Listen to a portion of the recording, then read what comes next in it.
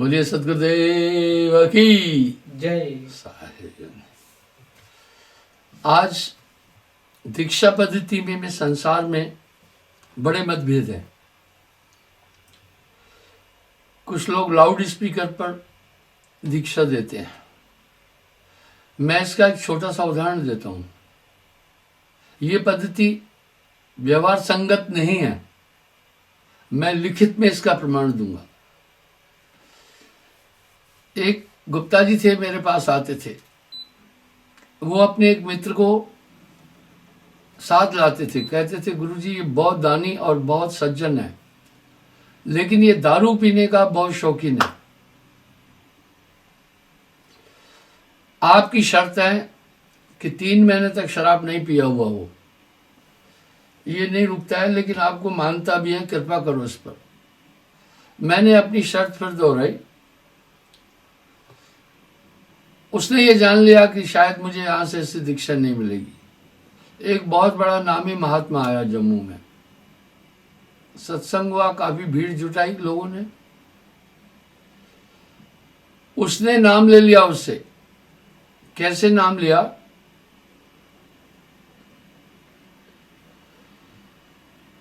नाम ऐसे लिया लाउड स्पीकर पर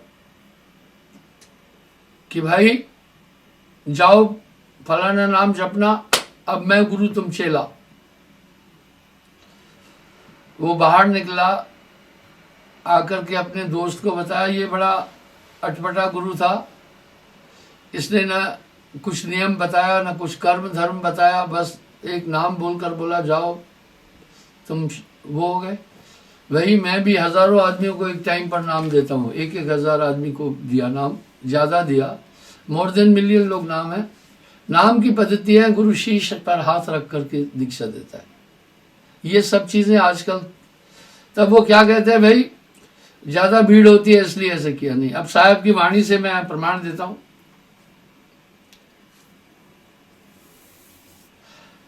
सात दंडवत कीना जबहि, माथे हाथ दियो प्रभु तबहि। वाह। शब सूरत पुण्य चित गहलीना। अब वहां कह रहे हैं सूरत को उसमें समाविष्ट करता है गुरु उस समय। अब वो जाना ही नहीं कौन क्या है और कुछ नहीं था। मैं अक्सर एक बात कहता हूं कि महापुरुषों से अध्यात्म शक्ति 3 तरह से मिलती है। अध्यात्म शक्ति दिखती नहीं है।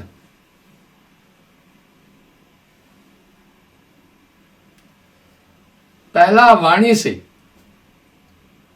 इसलिए लोग महात्माओं के पास जाकर प्रार्थना करते हैं कि ये कार्य करूं, अपना वचन दो, शब्द दो। दूसरा दृष्टि से, दर्शन सफा दीदारे नफा। साहब ने इसलिए एक शब्द कहा, गुरु का दर्शन कीजिए दिन में कई कई बार। आसूया का मैं जिम करे बहुत उपकार। बोला कई कई बार दर्शन करना, एक अध्यात्म ऊर्जा मिलेगी। फिर क्या कह रहे, कई बार ना हो सके तो दो ही वक्त कर रहे। कहे कबीर धर्मदास से, जीवन सफल कर रहे। अगर दूर है तो 2 वक्त करना। फिर कह रहे हैं 2 ही वक्त ना बन सके तो दिन में कर 1 बार।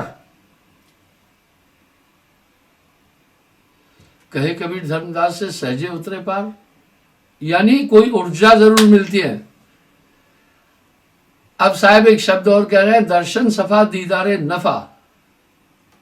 हमारे यहां बंदगी 3 तरह से होती है, कायक मायक बायक। इसका भी महत्व बताता हूं। जब शिष्य गुरु को वंदना करता है, कहीं दंड अष्टांग प्रणाम होता है, 8 ही अंग धरती पर जोड़कर। एक प्रथा है हमारे धर्म में, हिंदू धर्म में। तो वो शरीर के दाहिने अंग से ध्यान, गुरु के दाहिने अंग से ध्यान उठाता हुआ आंखों में जाता है। 3 बार क्यों होती है वो समझे।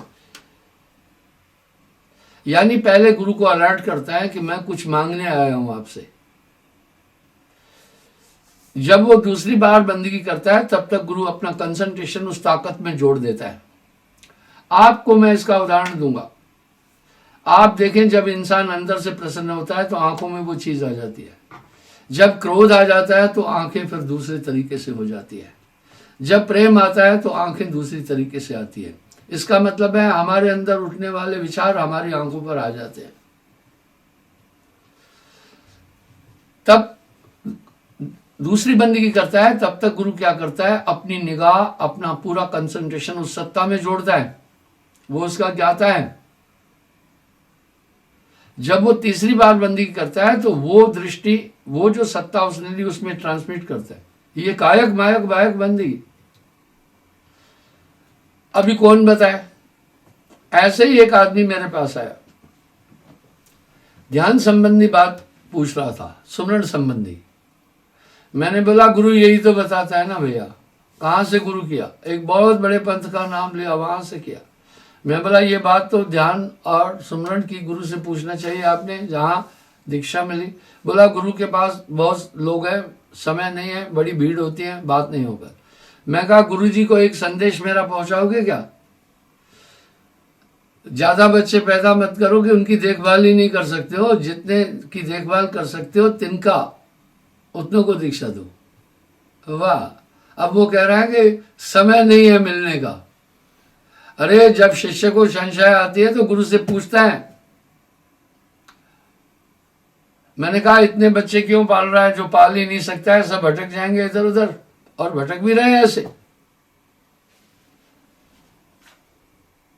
सदगुरु की सूरत समानी, विंशो कर्म भर्म यम खानी। अब देखिए कह रहे हैं सदगुरु की तब सूरत उसमें समाती है।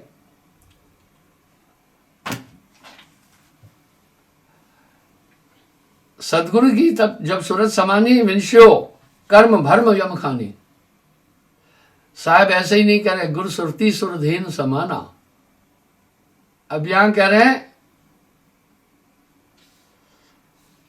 सदगुरु की जब सूरत समानी, विंशो कर्म भरम अग खानी। जब वो सूरत समाई तो कर्म भरम मिट गया। सदगुरु पद जब ही अस्तापा, उदित ज्ञान पद रज प्रतापा। अब यहां क्या कह रहे हैं, जब गुरु का ध्यान समाता है तो उनकी कृपा से, सदगुरु के चरणों से जब उदित ज्ञान उदय हो जाता है, पद रज प्रतापा। हाँ, बंद हो गुरु पद कंज, कृपा सिंधु नर रूप हरि। गुरु के स्मरण मात्र से विंशत विघ्न अनंत, ताते सर्वारंभ में ध्यावत है सब संत। ये क्या बोलती है दुनिया?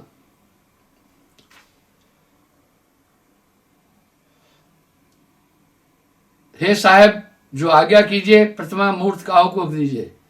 अब धर्मदास जी कह रहे हैं ये मूर्त प्रतिमा किसको दें? गुरु से अधिक कौन है देवा, अब हम कर तुम्हारी सेवा। बोला भाई गुरु से अधिक कोई देव नहीं, अब मैं तुम्हारी सेवा करूंगा, कृपा करो। आगे क्या करे? सदगुरु सम नहीं देखो आना, पूजा शिला मम जन्म सराना।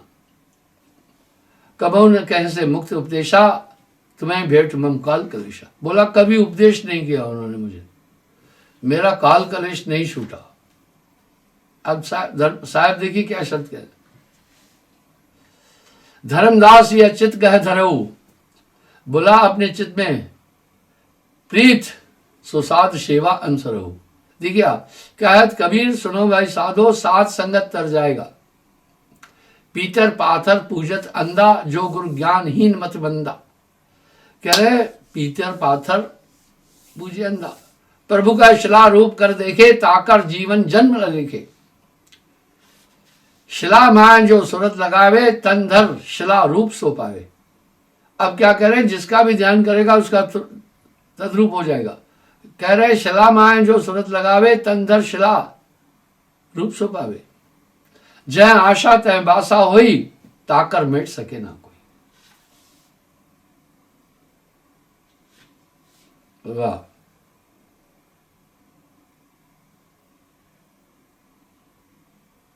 जो कन्या रहे पितृ आवासा, कौतुक करे पूजा मन आशा। अब संसार के भाव से साहब समझा रहे थे कि कितनी अदर कन्या अगर पिता के आस है तो मन में आश रखती है। भयो वर कन्या कर ब्याह, तब सब तजे मिले जब नाहा। कह रहे हैं फिर तो उसकी आश मांग खत्म है जब उसको वर मिला। बिना खसम कस आस बुझाई, अस प्रतिमा की पूजा भाई। साहब कह रहे बिना खसम के कैसे आस बुझेगी। जब लोग ज्ञान ने ही समाई तब लग धोखा भरम रचाई। इस तरह साहब कह रहे बिना खसम कस आस बजाई अस प्रतिमा की पूजा भाई। जब लोग ज्ञान ने ही समाई तब लग धोखा भरम रह छाई। यानी गुरु उस समय यही गुरु सिकलीगर कीजिए मने मस्कला दे। सिकलीगर कलईगिर को कहते हैं, वो बर्तन को चमका देता है। वाह, पुराने जमाने की बात है, अलग पद्धति थी। गांव में सिकलीगर आते थे 2-4 महीने बाद, और गांव में एक बढ़ई भी घूमता था, टूटी फूटी चीजों की रिपेयर करता था। वो एक पद्धति थी हमारे देश की, अभी वो खत्म हो गई। तो मैंने देखा वो कलई कर रहा, बच्चों में बड़ी जिज्ञासा होती है। उसने एक छोटी सी हथौड़ी रखी थी। वो क्या कर रहा था, पहले बर्तन को उससे ठोक रहा था। बालकों में जिज्ञासा होती है, उनके प्रश्नों का उत्तर ठीक ठीक देना, उनकी बात पर हंसना नहीं है, वो डिमोरलाइज हो जाते हैं। उन्होंने अभी संसार नहीं देखा है। मैंने जिज्ञासावश कलईगिर से पूछा, चाचा, क्योंकि बचपन में हमें सिखाया गया कि अपने से बड़े को कैसे इज्जत देना है, पिता समान है, उसको काका चाचा बोलना है, बड़ा है दादा बोलना है, रफ लैंग्वेज नहीं होती थी उस समय। मैंने कहा, चाचा ये इसको क्यों पीट रहे हो बर्तन को? उसने कहा, बेटे इसमें खड्डा है, क्योंकि माइयां बहना बर्तन बार बार गिरा देती है, इसमें खड्डा है। तो अगर खड्डा होगा तो वहां कलईगिर जो है, वहां कलई नहीं टिकेगी। जब एक तरह से कलई हट जाएगी, पहले हम इसको सीधा करते हैं, बर्तन को सीधा करते हैं। फिर मैंने कहा, ये धुकनी में इसको क्यों बर्तन को जला रहे हो? बोला, देखो बेटे, कितना भी साफ करो कुछ न कुछ मैल का अंश रह जाता है, लेकिन जब आग में बर्तन को दिया तो वो खत्म हो जाता है। वाह, क्या बात थी। ऐसे ही मैंने कई बार देखा, टेलर के पास कोई आदमी अगर सिलाई के लिए मैला कपड़ा ले जाता है तो कभी भी टेलर मैले कपड़े पर मशीन पर नहीं चढ़ाता है। एक मेरा शिष्य था दर्जी, मैंने उनको पूछा, भाई आप लोग मैले कपड़े को मशीन पर क्यों नहीं चढ़ाते? बोला, गुरुजी मैले कपड़े में सुई स्पीड से चलती है, फंसेगी, टूट जाएगी सुई, इसलिए हम कहते हैं भाई कपड़ा साफ करके लाओ। इसलिए सत्संग तो अंतःकरण की शुद्धि करता है। दूसरा, रंगरेज कभी भी मैले कपड़े पर रंग नहीं चढ़ाता है। साहब ने भी कहा, मैं काली कमरी रंगी न जाइए। मैंने पूछा, भाई ऐसा क्यों? बोला, जब धोएंगे तो मैल तो भूल जाएगा, जहां से मैल छूट जाएगी वहां से कलर भी हट जाएगा, चित कपड़ा हो जाएगा कपड़ा। इसलिए बहुत सुराख है तन में जतन कर बंद करने का, इसलिए पहले हम सभा करते हैं। इसलिए पहले सत्संग सुनकर आदमी को पहले एक ज्ञान प्राप्त हो जाता है। बिन सत्संग कुमत नहीं छूटी। जब गुरु मिले, गुरु पूरा मिल मत सारा, उदय ज्ञान रवि छिपत हो तारा। बोला, जब एक पूर्ण गुरु की प्राप्ति होती है तो वैसे ही ज्ञान उत्पन्न होता है। और अज्ञान कैसे नष्ट होता है? सूर्य उदय के बाद तारे होते हुए भी बेअसर होते हैं। तारों की छोटी सी चमक केवल अंधकार में दिखती है। जब सूर्य का प्रकाश बह आता है, दीप की ज्योत जले न जले। जब उजियार होए घर भाई, धोखा भरम तब सबे नसाई। बड़ी साफ एक दिशा देते हैं। मुझे अचरज लग रहा है, ये ठेलुआ लोग कैसे कह रहे हैं गुरु की जरूरत नहीं है। क्या वो व्यवहार संगत है? फिर वो क्या कहते हैं, ग्रंथों में भी ऐसे लिखा, तुम में एक अकलमंद आ गए, बाकी सब ब्रह्म है। वेद स्तुत करता है। रामायण का प्रारंभिक गोस्वामी जी ने श्री गुरुपद नख गणमन ज्योति समृत दिव्य दृष्टि होती, वहां से प्रारंभ किया। ताते गुरुपद सूरत समाओ। देखिए ध्यान मूलम गुरु रूपम। साहब भी कह रहे हैं, हे धर्मदास, इसलिए गुरु का ही ध्यान करना है। ध्यान मूलम गुरु रूपम। आप कबीर साहब का ध्यान कर कैसे सकते हो? अगर ऐसा ही होता तो कबीर साहब ये बता के जाना था, मुझे ही भज गुरु का हाथ क्यों पकड़ा कर गए। सात दीप नवखंड में गुरते बड़ा न कोय, करता करे न कर सके गुरु करे सोए। मैं आपके सामने 10 कबीर साहब की मूर्तियां रखूंगा, कोई भी एक नहीं मिलेगी, क्योंकि उन मूर्तिकारों ने साहब को देखा नहीं था, उन्होंने कल्पना से उनकी एक मूर्ति बनाई है। इसलिए अलग पुरुष की आरसी संतन केरी देह। मैं कोई यहां पर अपने को स्थापित नहीं कर रहा हूं, सिद्धांत बता रहा हूं।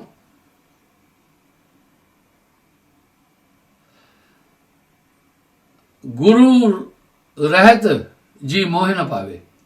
अरे साहब ऐसा क्यों कह दिया?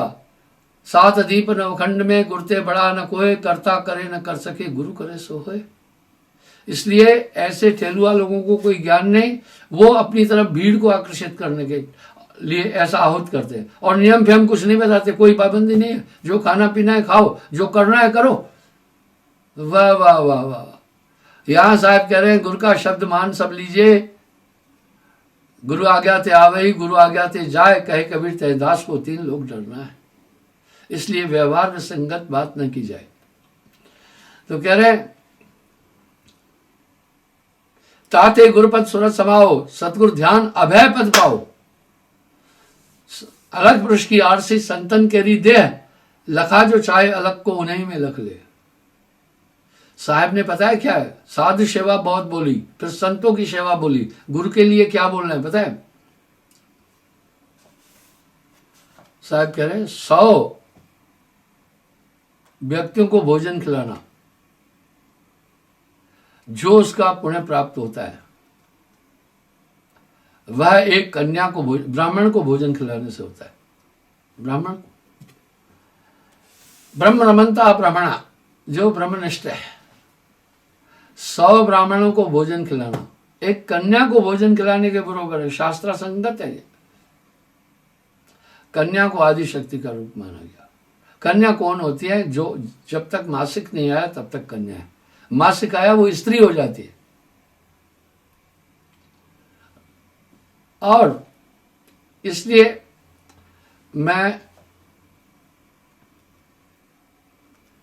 शबरीमला भी गया। दाढ़ी का एक मेरा फोटो देखा होगा। वहां क्या था, मैंने कहा भाई चलो हम देख के आते हैं। वहां क्या है? वहां ये नियम था 40 दिन कोई खटिया पर नहीं सोएगा, कुर्ता नहीं पहनेगा, सिर्फ नीचे लुंगी बांधेगा। मेरे में ये भाव था वहां जाऊंगा, क्योंकि वहां ये कह रहे थे मकर संक्रांति के दिन वहां एक गरुड़ एक दिया जलता हुआ लाता है और मंदिर में स्थापित करता है। वहां सबकी ये मान्यता थी। मैंने सभी तीर्थ स्थानों का भारत में भ्रमण किया। चारों धाम जहां पर कुंभ का मेला लगता है सब जगह गया मैं। तो मैंने कहा चलो वहां देखते हैं। मैं वहां पहुंचा। मकर संक्रांति के दिन कहते हैं वहां वो गरुड़ जी दिया लाता है। एक ये आप देख रहे हैं मेरा वहां का फोटो है, एक दूसरा वाला दिखाना। दरअसल ये करीब आज से 40 साल पहले का फोटो है। मैं कहा चलो देख के आते हैं। ये भी तभी का है मेरा फोटो। मैंने बाकी जीवन में कभी दाढ़ी नहीं रखी थी, तब जब दाढ़ी रखी थी तब ये फोटो मैंने उस समय दाढ़ी का ट्रेंड ही नहीं था। तो ऐसा कुछ नहीं मुझे मिला वहां। ठीक है, कोई बात नहीं, मैं खंडन नहीं कर रहा हूं किसी चीज का। ठीक है, जिनके हृदय भावना जैसी प्रभु मूरत देखी तिन तैसी। लेकिन अगर शास्त्रों का पूरा मंथन करेंगे तो गुरु को महात्म तो भागवत में भी अधिक दिया गया, रामचरितमानस में दिया गया, वेदों में दिया गया, संतों ने दिया। तुम बाहर इनसे परे हटकर किसकी बात कर रहे हो? या तो तुम बात कर सकते हो भाई वेदों की ज्ञान, या तो फिर बात कर सकते हो श्रीमद् गीता की, या तो फिर बातचीत कर सकते हो रामचरितमानस की, या तो फिर बात कर सकते हो संतों की वाणी की, उसमें साहेब प्रमुख है। उसके अलावा तुम्हारे पास आए क्या? कहाँ से बोलोगे? तो जब इस तरह की व्याख्या आ रही है तो निसंदेह वो समाज को भ्रमित करने वाला तबका है।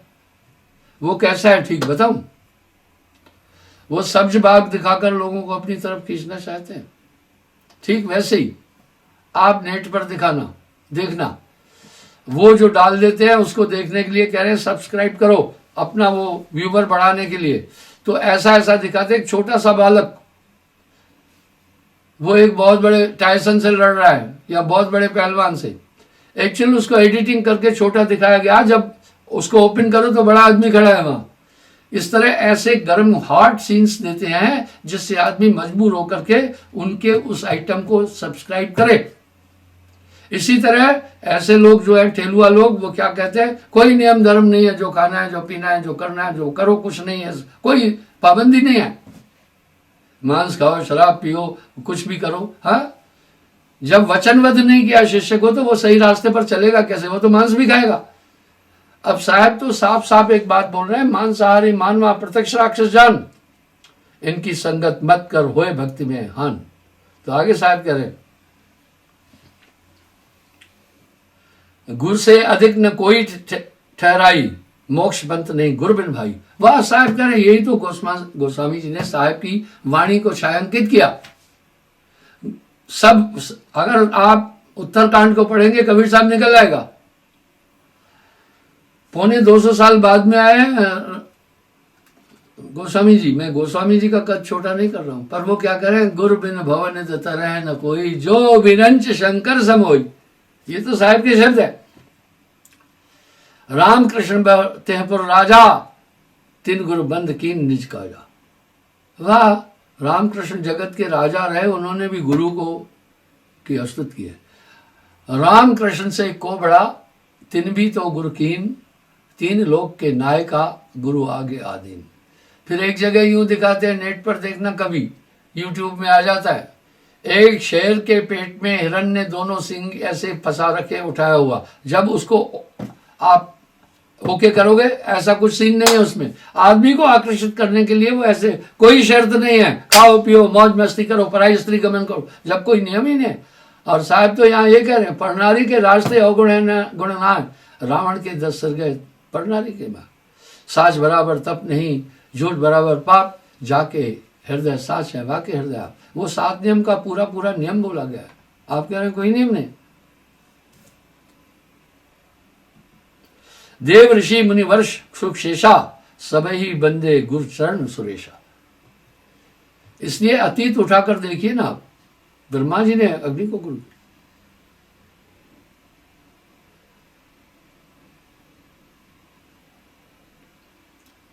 तन धर करे न गुरु का बेटा, गुरुगम सबे साहो पद में।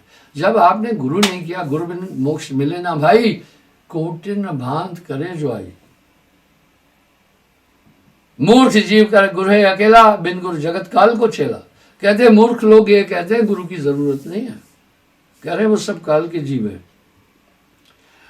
गुरु बिन सार ज्ञान नहीं पाई, ज्ञान बिना नहीं आप चिन्हाई। वाह, कह रहे हैं ज्ञान के बिना नहीं आप चिन्हाई, अपने अस्तित्व को वो समझ नहीं सकता है।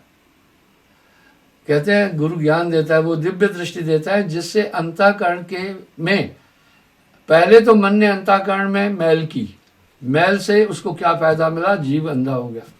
मैंने ये उदाहरण पहले भी दिया। एक पोखरे के पास मैं देखा कुछ लोग पानी को सिर्फ गंदा कर रहे थे। उस पोखरे में पशु भी आकर थोड़ा थोड़ा पानी पीते थे। स्वाभाविकता विचार उठा, उन्होंने पोखरे का थोड़ा सा हिस्सा पहले बाढ़ से बंद किया पानी का। मैंने उनको कहा भाई ये पोखरे का पानी क्यों गंदा कर रहे हो? बोला ये थोड़ी देर में मिट्टी फिर जमीन पर बैठ जाएगी, हम मछली पकड़ रहे हैं। अच्छा, पानी गंदा क्यों कर रहे हो? पानी गंदा होने से मछली को अंदर कुछ नहीं सूझेगा, वो अपना मुंह बाहर निकालेगी, फिर हम पकड़ लेंगे। वाह भाई वाह। इस तरह जीव हृदय तम मोह अभिषेकी। पहले निरंजन ने सबका अंतःकरण मलिन कर दिया है, अशुद्ध कर दिया, ताकि वो अपने रूप को नहीं देख सके। तभी तो कहा जा रहा है, पकड़ कर नाम का झाड़ू, सफा कर हुस्र है दिल को। अगर है शौक मिलने का तो हरदम लौ लगाता जा, जलाकर खुश नमाई को भस्म तन में रमाता जा।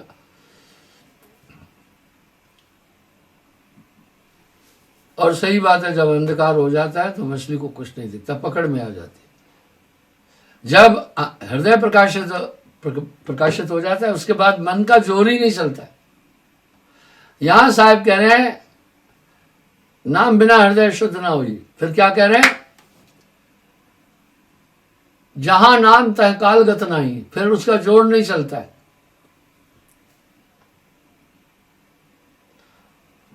गुर बिन सार ज्ञान नहीं पाई, ज्ञान बिना नहीं आप चिन्हाई। ज्ञान जानने को कहते हैं, समझने को कहते हैं, क्योंकि वो अंदर की आंख खुल गई। अंदर की आंख कोई ऐसी नहीं है यूं खोल दिया गुरु ने, वो सुरती है, दिव्य चेतना आपका अंतःकरण शुद्ध कर देती है।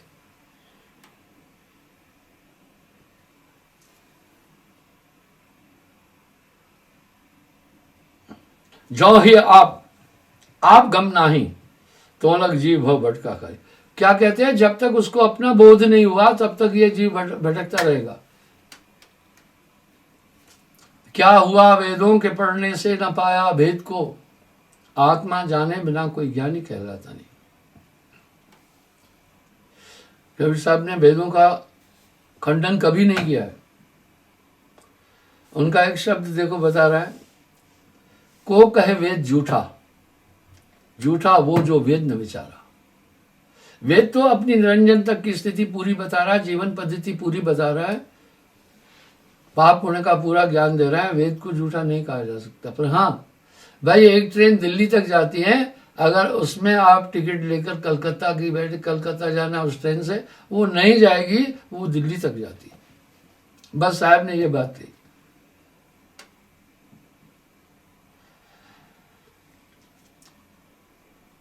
सो गुरु सत्य जो सार चिनावे, यम बंधन से जी मुक्त है। सत्य और सार चिनाए, अंधी सुरत नाम बिन जानो। ये सुरत नाम के बिना अंधी है।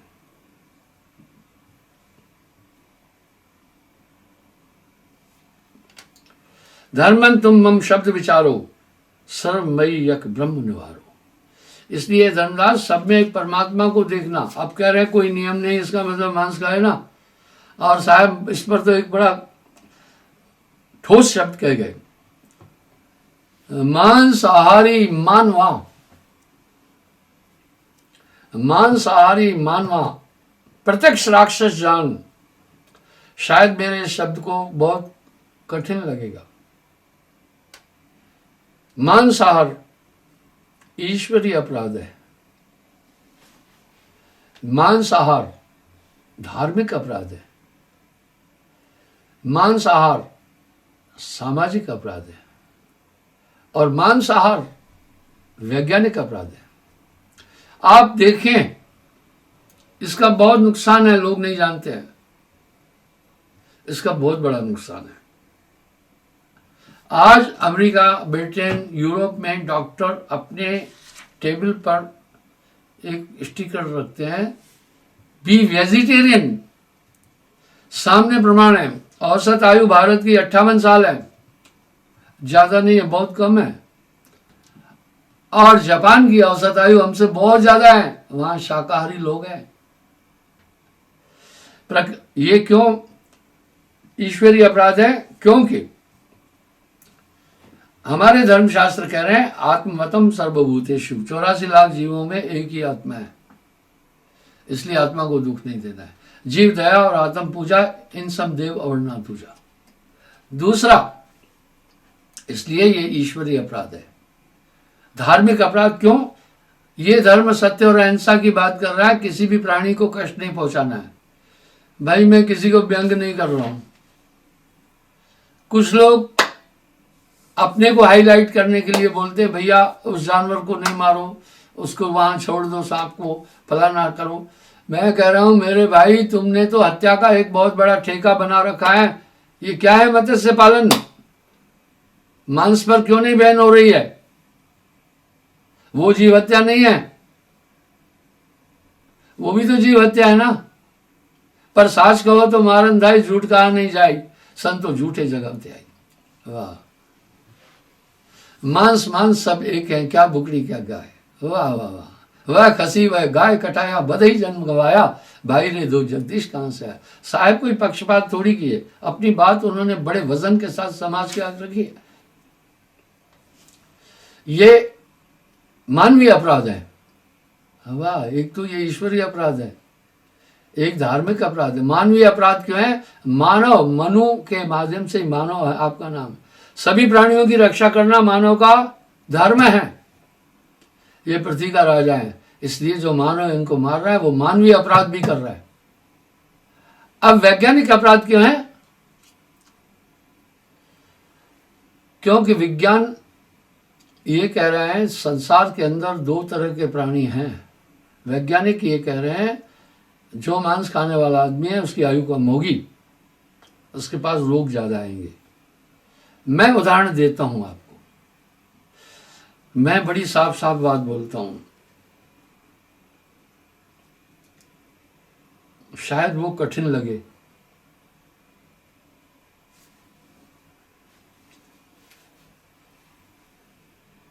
बुचड़ी में ट्रकें भरकर भेड़ें और बकरियां आती थी, उनमें से घुटन और घबराहट के कारण से 6-7 मर जाती थी उस ट्रक में, एक ही में वो लोड की होती थी। मैं आंखों देखी बात बोल रहा हूं। और उसमें 2 दिन भी लग जाते थे कभी कभी ट्रक को पहुंचने में, बुचड़ी तक पहुंचने में। वो ठेकेदार मरे हुए को भी काट देता था, जिंदी को भी। जब उससे कहो क्यों, बोला भैया इसमें हमें बचत ही नहीं है, वो मर गई, मैंने तो मारा नहीं है। आप सोचे वो मुर्दे को भी तो खिलाया। इसी तरह मुर्गियों को अगर आप देखेंगे, वो बेचारी बीमार हो जाती है, उनकी कोई दवा दारू नहीं करता है। एक ही पोल्ट्री फार्म में 2-2 हजार मुर्गियां वहीं बीट कर रही है, वहीं वो फीडिंग है, तो वो उनके अंडे पूरे संक्रमित हैं। तब वो कह रहे हैं एग इज ए पॉइजन। वो अंडा लोग खाते हैं, मिर्च मसाला डाला, स्वादिष्ट लग गया तो सोचते स्वादिष्ट है, इसमें फिर कुछ डॉक्टर राय देते हैं कि इसमें सभी तत्व मौजूद है, दूध में नहीं है। हमारा वेद तो कह रहा है पेट समान औषध नहीं। मैंने आपको कई बार 2 बच्चों का फोटो दिखाया, आज फिर दिखाता हूँ। उन्होंने जीवन में कभी मांस नहीं खाया, एक 2.5 साल का है, एक 5 साल का है। उनकी सेहत देखोगे तो आप कहेंगे क्या बात है। और रांझड़ी में वो मेरे छोटे भाई के पोतरू हैं, मेरे नहीं पोतरू, मैं तो शादी नहीं किया, तो उनको तो कुछ नहीं खिलाया, दूध खिलाया, प्योर दूध, देसी गाय का घी खिलाया, अन्य चीजें सभी तत्व मौजूद है। कभी कभी डॉक्टर कहते हैं, कुछ लोग मेरे पास आते हैं, टीबी है, बोलते हैं भैया अंडा खाना पड़ेगा। मैं बोला भैया जो अंडे में तत्व है क्या दूध में नहीं है? उस डॉक्टर से तो पूछो। मैं मांस नहीं खाया, मेरी 72 साल उम्र है, अभी भी साहब की कृपा से मैं चल फिर रहा हूं। ये किंवदंतियां हैं केवल। मांस पराया खावना, कुछ सुअर कुछ गाय। नानक देव जी भी फरमा के गए, और साहब तो साफ साफ कह रहे हैं मांसाहारी मानवा प्रत्यक्ष राक्षस जान। ये वैज्ञानिक अपराध है। मनुष्य, मैंने ये बात कई बार बोली है, इस संसार में 2 तरह के प्राणी हैं, शाकाहारी और मांसाहारी। शाकाहारियों की आप ये दोनों बच्चों को देख सकते हैं, मैं कोई घमंड से नहीं दिखा रहा हूं। एक 2 साल 3 महीने का आपको लगेगा जैसे डब्ल्यू पहलवान है, एक 5 साल का है, और वो दौड़ता है, ये 2 साल 3 महीने का। मैं कह रहा ये बोल्ट को भी हरा देगा। इन्होंने तो कभी मांस नहीं खाया, कभी अंडा नहीं खाया। मेरे भाइयों, इनको ताजी सब्जियां खिलाई जाती हैं, फल फ्रूट खिलाए जाते हैं, देसी घी खिलाया जाता है, दूध दिया जाता है शुद्ध। तो ये किंवदंती है, प्रकृति, ये प्राकृतिक अपराध है।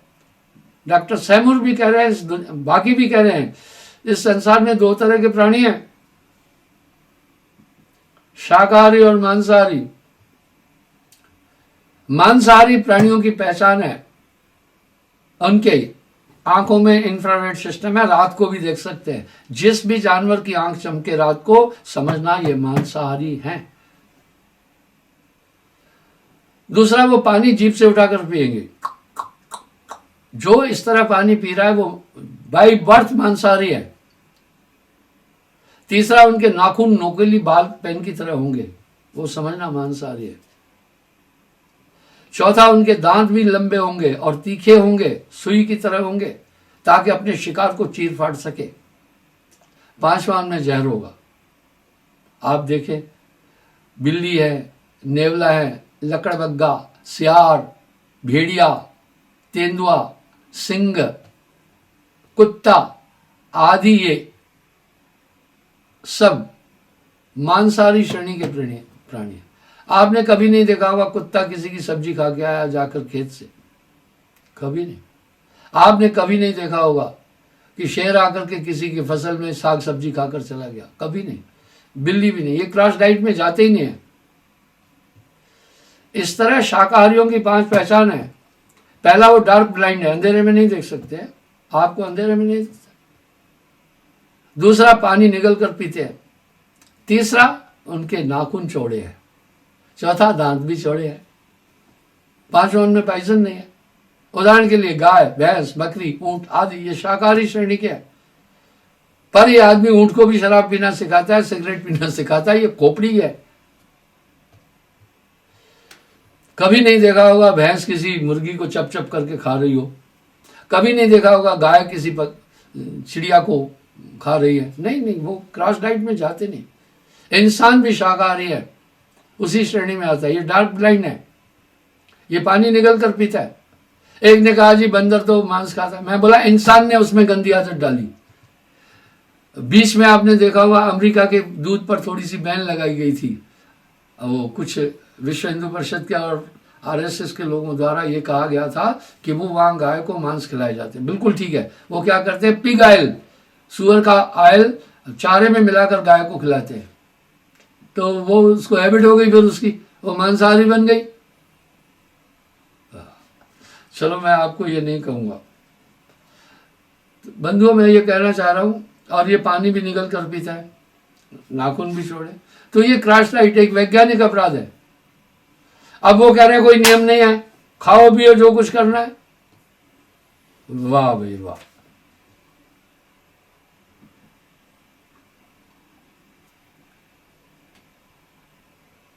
सतगुरु मिले ढोर घर पावे, 5 अहंकार पर पंच मिटावे। वाह वाह। आप जी ब्रह्म है भाई, गुरु परिचय बिन लखो न जाई। अब लखो न जाई को ये क्या लिख रहे हैं, लिखो न जाई, ये अवधि भाषा है, लखना का लखत हो बोला जाता है, अब ये लिखो न जाई बोल रहा है। इसलिए प्रिंटिंग में बहुत फॉल्ट होते हैं। धर्मशास्त्रों में ज्ञाता को ठीक से पढ़ना चाहिए। न्याय अक्षर लख तत्व विधेयी, सत्य नाम गए मिल सकते ही, जोलो तन में ब्रह्म सुरंगा, तब लग रहे तन मन बहुरंगा। यंत्री ब्रह्म यंत्र तन आई, यंत्री बिन नहीं यंत्र बजाई। वाह वाह वाह। ये तन यंत्र है और यंत्री आत्मा है। भाई कोई भी इंस्ट्रूमेंट जो है म्यूजिकल बिना यंत्री के नहीं बजेगा। बस इसी तरह गुरु की आवश्यकता है। परख देख श्रेष्ठ वाणी शास्त्र स्मृति मत गना। अब यहां साहब गवाही दे रहे हैं, धर्मशास्त्रों को भी पढ़ो, तुम्हें समझ में आएगा। जिन साध सेवा कीन तिन लीन, अभय पद सुख सना। सदगुरु की सेवा सफल है, जो कोई करे चितलाए। अब इसको ठेलुआ लोग किसी और दृष्टि से देख लेते हैं। योग यज्ञ आरंभ कीनो, ते गए पुनहार हो। वाह। गुरु भक्ति और सत्संग कीनो, ते चले गुलतार्यो। अब यहां साहब कह रहे हैं जो गुरु सेवा और भक्त की कुल को भी तार देते हैं।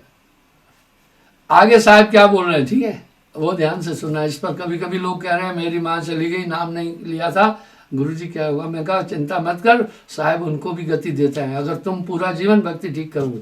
जो जीव नाम तुम्हारा ले ही ताहे, जीव को काल न कही है। सदगुरु भक्ति जाहे कुल होई, तरे 71 हंसा सोई।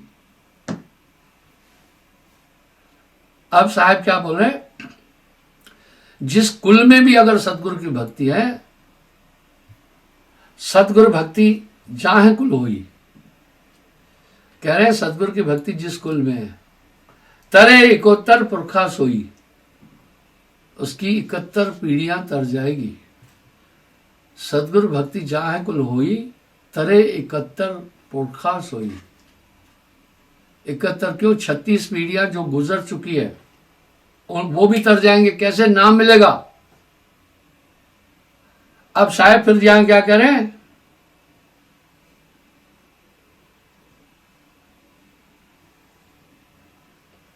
सदगुरु भक्ति जाहे कुल होई, तरे 71 पिछला सोई।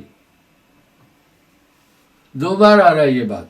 यही सहयोग तुम हम भेटे, तुम सुत प्रीत तार दुख मेटे। वो क्या होगा, उनको जन्म मिलेगा, लेकिन अगली बार ऐसी बुद्धि आपकी भक्ति का अंश उनके पास आएगा। और ये तभी तो वाणियों में भी आ रहा है कि पितृलोक में पुरखा देखते रहते हैं कि हमारे कुल में कोई भक्त पैदा हो जिससे हमारी गति हो। तो बंधुओं, इस प्रकार से नाना पंथ जगत में निज निज गुण गावे। जल परमाने माछली पर परमाने बुद्ध, जाको जैसा गुरु मिला ताकि तैसी शुद्ध। गुरु समाना शिष्य में शिष्य लिया करने हैं, बिलगाए बिलगे नहीं एक रूप तो दे। तो भैया गुरु का महात्म तो कहा ही, इतना बड़ा महात्म सभी ऋषि मुनिवर बोल के गए। ठेलुआ लोग कहेंगे कोई ज़रूरत नहीं, तो उसकी तरफ ध्यान देना नहीं है। धन्यवाद। मैं क्षमा चाहूँगा, समय हो रहा है, कल पुनः हाजिर हो जाऊँगा। साहिब।